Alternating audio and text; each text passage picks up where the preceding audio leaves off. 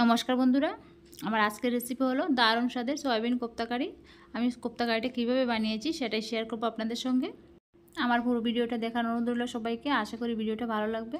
তাহলে চলুন দেখে নেওয়া যাক আমার আজকের কোপ্তা কারি রেসিপিটা বানানোর জন্য আমি প্রথমেই একটা পাত্রের মধ্যে জল গরম হওয়ার জন্য বসিয়ে দিয়েছি। আর দিয়ে দিয়েছি গরম জলের মধ্যে 100 গ্রাম সয়াবিন।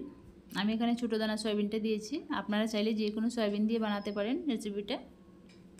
এখন আমি সয়াবিনটাকে খুব ভালো করে সেদ্ধ করে নেব 5 মিনিটের মতো।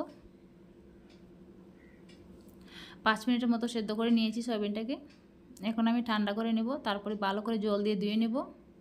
ভালো করে জল দিয়ে ধুয়ে নিয়েছি দেখুন। এখন আমি ভালো করে হাত দিয়ে চিপে নেব, চিপে জলটা ফেলে দেব। তারপরে এখন আমি জারের মধ্যে দিয়ে দিয়েছি সয়াবিনগুলো।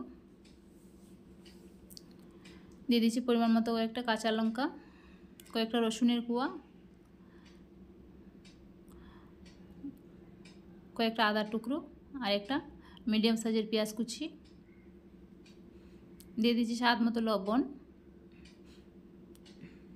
এখন আমি ভালো করে বেটে নেব সয়াবিনটাকে।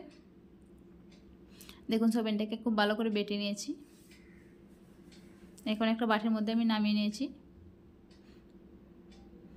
দিয়ে দিচ্ছি 3 টেবিল চামচের মতো বেসন। বেসনটাকে খুব ভালো করে হাত দিয়ে আমি মাখিয়ে নেব। দিয়ে দিচ্ছি হলুদের গুঁড়ো, জিরের গুঁড়ো, ধনের গুঁড়ো। এবার আমি মাখিয়ে নেব আবারও।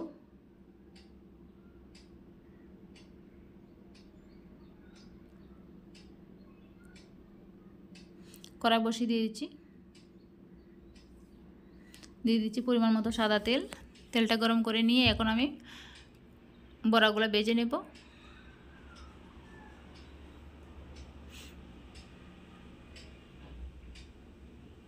বড়াগুলোকে মিডিয়াম ফ্লেমে লাল লাল করে ভেজে নেব প্রথমে।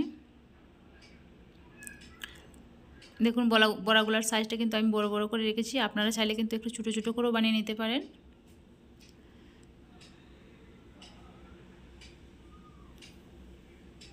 আমি একইভাবে সবগুলো বড়া বানিয়ে নেব।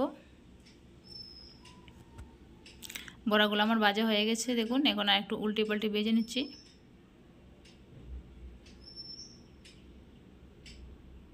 এখন আমি নামিয়ে নেব বড়াগুলো। কড়ার মধ্যে দিয়ে দিচ্ছি আর একটু সর্ষের তেল।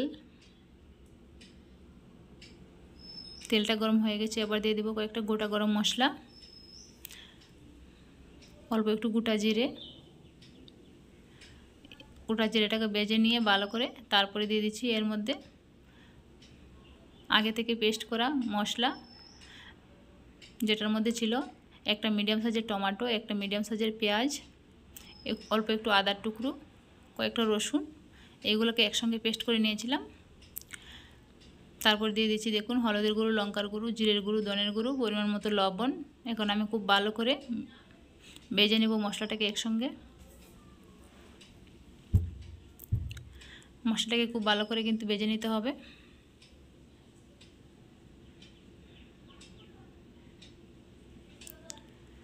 দেখুন মশলাটাকে আমার খুব ভালো করে ভেজে নেওয়া হয়ে গেছে। এখন আমি এর মধ্যে দিয়ে দেব গ্রেভির জন্য জল।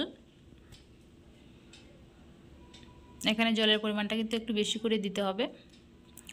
দেখুন জলটা দিয়ে আমি 5 মিনিট ফুটিয়ে নিয়েছি। এখন আমি ভেজে রাখা বড়াগুলো দিয়ে দেব।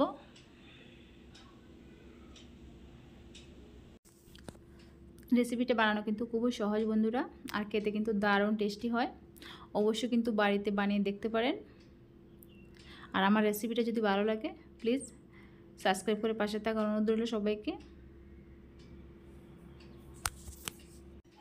দেখুন 5 মিনিট ফুটিয়ে নিয়েছি। এখন কিন্তু আমার কোপ্তা কারিটা একদম রেডি।